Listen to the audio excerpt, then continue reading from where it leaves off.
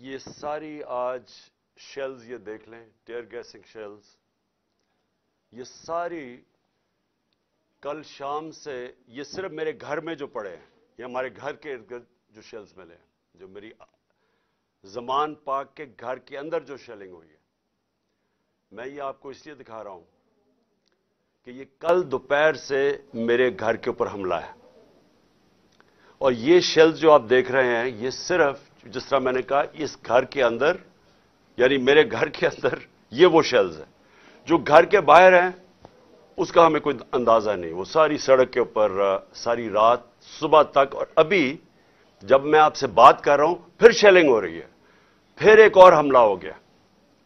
تو میں اپنی قوم کے سامنے ایک سوال رکھنا چاہتا ہوں کہ یہ کون سا میں نے اتنا بڑا جرم کیا تھا کہ میرے گھر کے اوپر حملہ، کبھی کسی پولیٹیکل لیڈر کے گھر کے اوپر اس طرح شیلنگ نہیں ہوئی.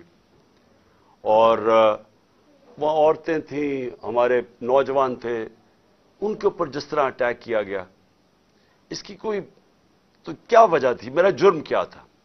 جرم یہ تھا، ذرا میں آپ چاہتا ہوں غور سے سنیں میرا جرم کیا تھا.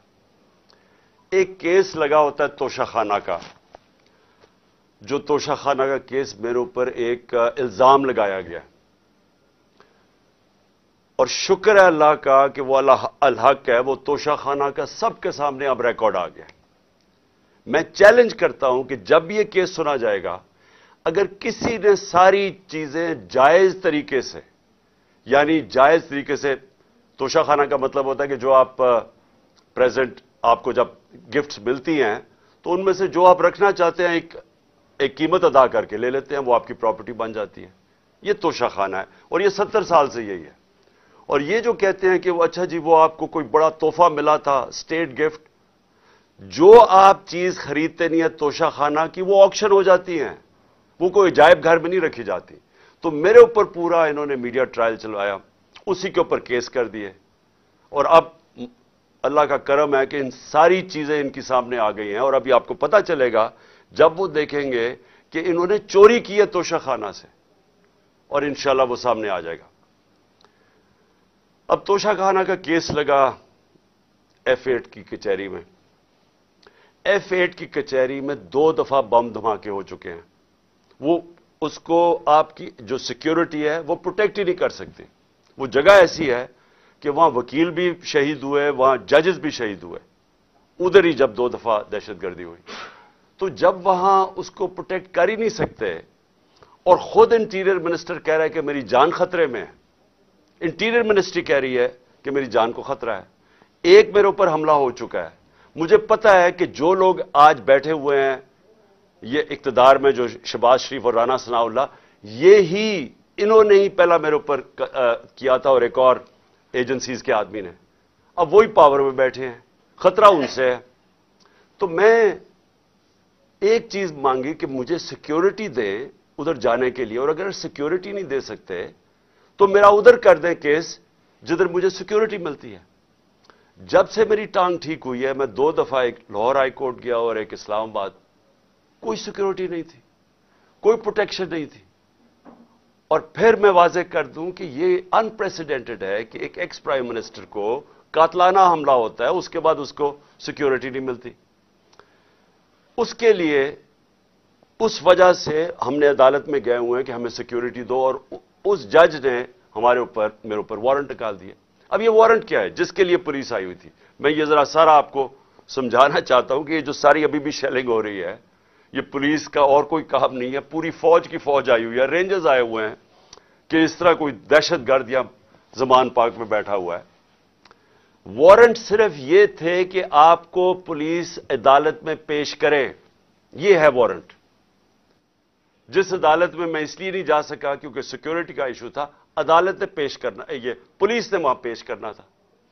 رات کو جو پریزیڈنٹ ہیں لاہور ہائی کورٹ کے بار کے، اشتیاق خان، انہوں نے شورٹی دے دی، ان کو میں نے آتھرائز کر دیا، انہوں نے شورٹی دی کہ وہ جو میرا اپیرنس ہے ہائی کورٹ میں وہ گارنٹی کرتے ہیں. 18 کو انہوں نے شورٹی دے دی میں ہائی کورٹ میں پریزنٹ ہوں گا. تو جب انہوں نے شورٹی دے دی، تو وہ پولیس آفیسر جو مجھے اریسٹ کرنے آیا تھا اس کو شیورٹی مل جاتی، وہ کیس اس کو انتظار کرنا چاہیے. تو میں نے فیصلہ کر لیا کہ میں عدالت جا رہا ہوں، اس لیے تو وہ آیا تھا مجھے اریسٹ کرنے. اور یہ قانون ہے، یہ جو code of criminal C C P جسے کہتے ہیں کہ code for criminal C R P C, جو کوڈ ہوتی ہے جو جس کے تحت یہ قانون بنا ہوا ہے، اس کا سیکشن 75 کہتا ہے کہ یہ اگر کر دیں تو پولیس آپ کو اریسٹ نہیں کرتی. تو وہ رات لے کے پھر رہا اشتہا خان یہ اب شیورٹی، اور پولیس والا ہی نہیں مل رہا. وہ کیوں نہیں مل رہا؟ کیونکہ انہوں نے فیصلہ کیا ہوا تھا میرے اوپر یہ اٹیک کرنے کا. اب یہ میں آپ کو دکھا رہا ہوں کہ یہ صرف شیلز نہیں ہیں، یہ گولیاں آپ کے سامنے ہیں. یہ گولیاں چلائی انہوں نے یہاں. یہ گولیاں چلانے والے ایک آدمی کو عدالت میں پیش کرنے کے لیے نہیں آتے. ان کے عزائم، یہ جو اوپر سارے بیٹھے ہوئے ہیں جنہوں نے پہلے ہی مجھے قتل کرنے کی کوشش کی تھی، ان کے عزائم یہ نہیں تھے کہ عمران خان نے یہ عدالت میں، وہ کہہ رہا ہے کہ میں پہنچوں گا، اس کے باوجود یہ حملہ کر رہا ہے اور ابھی تک حملہ ہو رہا ہے. ان کا مقصد کچھ اور ہے. لندن کے اندر پلان بنا، وعدے کیے گئے نواز شریف سے. وعدہ یہ کیا گیا کہ اگر ہمیں بیک کریں گے تو میں آپ کو یہ کر کے دوں گا، جس میں عمران خان کو جیل میں ڈالوں گا، پی ٹی آئی کو ختم کروں گا، نواز شریف کو سارے کیسز ختم کروں گا. یہ پلان تھا پورا. یہ پلان بڑی دیر سے پتا ہے، میں بتاتا جا رہا ہوں آپ سب کو. اس پلان کے تحت یہ گیم چل رہی تھی. کیوں میرے ورکرز اس طرح، جس طرح انہوں نے یہ دفاع کیا، زبان پاک کی، میں تو کیا ان کو 2 دفعہ کہا، میں نے کہا دیکھو یہ میں کوئی انتشار نہیں چاہتا، میں چاہتا ہوں میں چلا جاتا ہوں، بیگ میرا پیک تھا.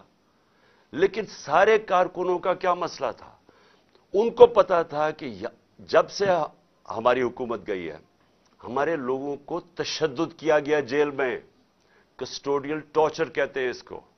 جیل کے اندر تشدد کیا گیا. اعظم سواتی، شہباز گل، ہمیں پتا ہے ارشد شریف سے کیا ہوا، ہمیں پتا ہے سوشل میڈیا کے لڑکوں سے کیا ہوا، اور ہمیں پتا ہے کہ وہ درویش، وہ جو اسپیشل انسان تھا جس کے پاس پیار کے علاوہ کچھ تھا ہی نہیں، ذل شاہ سے کس طرح انہوں نے اٹھایا اور اسے تشدد کر کے قتل کر کے سڑک پہ پھینک گئے.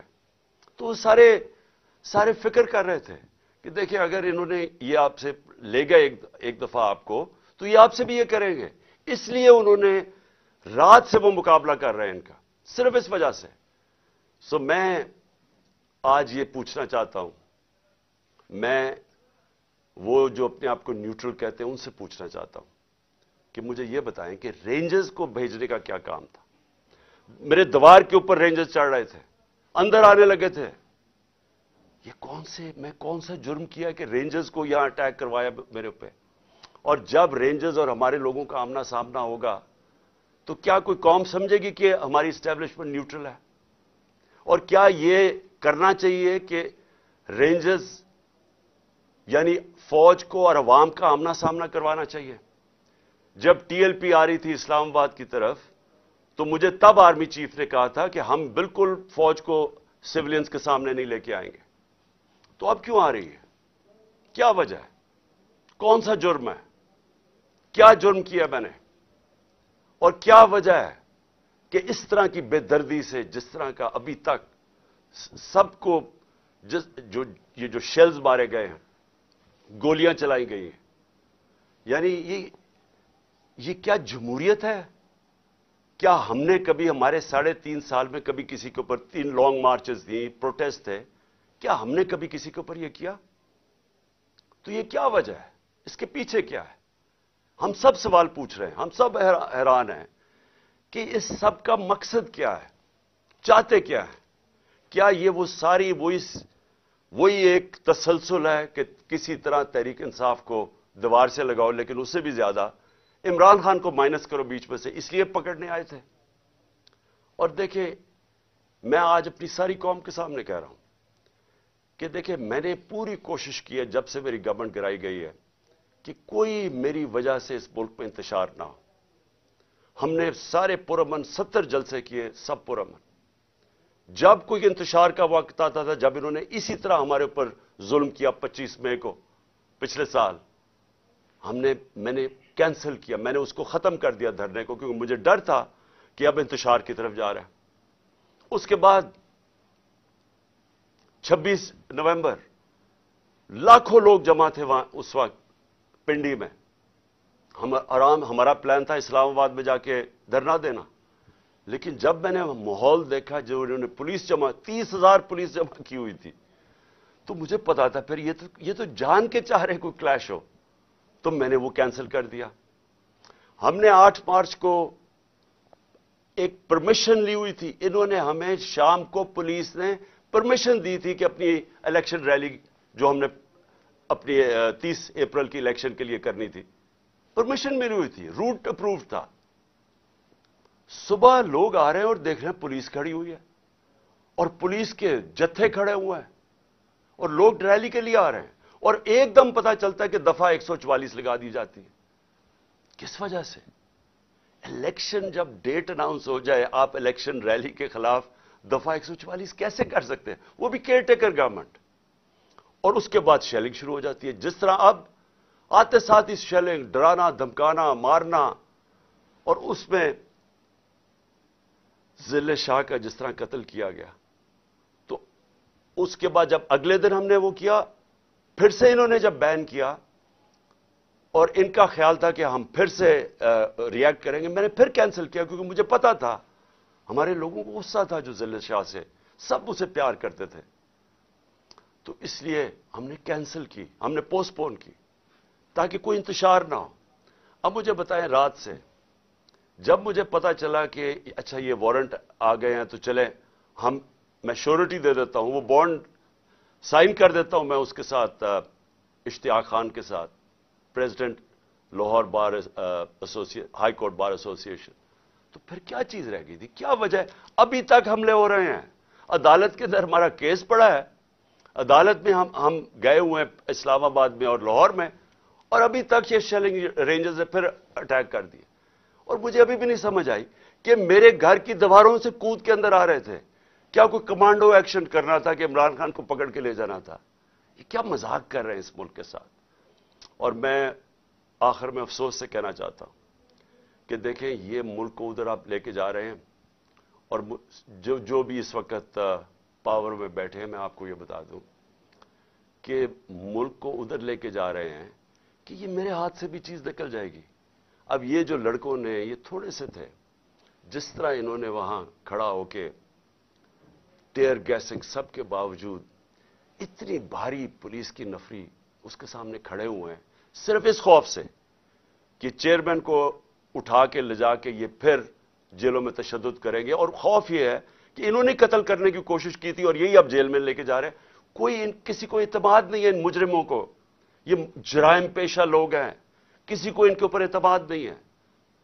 تو میں سوال یہ پوچھتا ہوں کہ جو اس وقت اقتدار میں بیٹھے ہیں، جو پاور میں ہیں، جو پاور کنٹرول کرتے ہیں پاکستان کی، اور وہ یہ نہیں ہے یہ جو رانا ثناء اللہ اور یہ جو شہباز شریف ہے جن کے پاس پاور ہے، کیا کوئی فکر ہے آپ کو پاکستان کی؟ کیا آپ کو فکر ہے کہ یہ ملک جا کدھر رہا ہے؟ کیا آپ کو فکر ہے کہ میں اگر آپ جب بھی مجھے پکڑ لیں گے کیا ہوگا؟ جیل میں چلا جاؤں گا، زندگی موت اللہ کے ہاتھ میں ہے، عزت ذلت اس کے ہاتھ میں ہے، کیا کر لیں گے آپ؟ اور زیادہ پارٹی طاقت میں آئے گی، لیکن اس کا جو نتیجے میں جو رد عمل آئے گا وہ کیا فائدہ ہوگا پاکستان کا؟ کس کو نقصان ہوگا؟ جس ملک کی معیشت ابھی بیٹھ چکی ہے، بھی بیکاروں کی طرح پیسے مانگتے پھر رہے ہیں، ملک سکڑتا جا رہا ہے، مہنگائی آسمانوں پہ ہے، مہنگائی ایسی مہنگائی پاکستان کی تاریخ میں نہیں آئی، تنخواہ دار طبقہ پس گیا ہے، بیچاروں کے پاس اس وقت حالات یہ ہیں کہ ان کا 2 ہفتے کے اندر ان کے پاس تنخواہیں ختم ہو جاتی ہیں۔ اس ماحول کے اندر انتشار پھیلانا، کیا یہ کوئی پاکستانی سوچ رکھے؟ یہ تو کوئی دشمن ایسے کرے ملک کے ساتھ تو یہ ہمارے ہاتھ سے گیم نکل جائے گی۔ یہ جو حرکتیں ہو رہی ہیں، یہ میری، اب یہ جو باہر لڑکے ہیں یہ میری نہیں سن رہے، جب ان کے اوپر یہ انتشار ہو رہا ہے اور یہ جو شیلنگ ہو رہی ہے وہ میری نہیں اب بات سنتے، وہ اب میرا کوئی کنٹرول ان کے اوپر نہیں ہے، اور جس طرح کی اب بمباری اور یہ سب کے ہاتھ سے نکل جائے گا۔ اس لیے میں کہنا چاہتا ہوں اپنی عدلیہ سے سب سے پہلے کہ دیکھیں امید صرف اب ہمیں آپ پہ رہ گئی ہے. یہ جرائم پیشہ لوگ جو گورنمنٹ میں بیٹھے ہیں یہ تو کوشش کر رہے ہیں کہ 80 کیسز کر دیے ہیں, یہ تو کیسز بڑھتے جائیں گے. یہ تو کوئی کبھی ایک عدالت کبھی دوسری عدالت, ان کی تو کوشش ہے کہ میں الیکشن نہ لڑوں, یا میں کسی جیل میں چلا جاؤں, اور یا سارا وقت الجھا رہا ہوں کیسز میں کہ کبھی ایک وارنٹ نکل رہا ہے. تو ہمیں تو صرف امید عدلیہ سے ہے, اور دوسری ہم امید لگا رہے ہیں اپنی جو اسٹیبلشمنٹ ہے اس ملک کی کہ کیا آپ کا انٹرسٹ پاکستان میں ہے یا نہیں ہے. تو یہ جو تماشا ہو رہا ہے اس کو بند کریں, ملک کا سوچیں. یہ جو بھی پلان ہے لنڈن کا اس کے اوپر نہ کام کریں.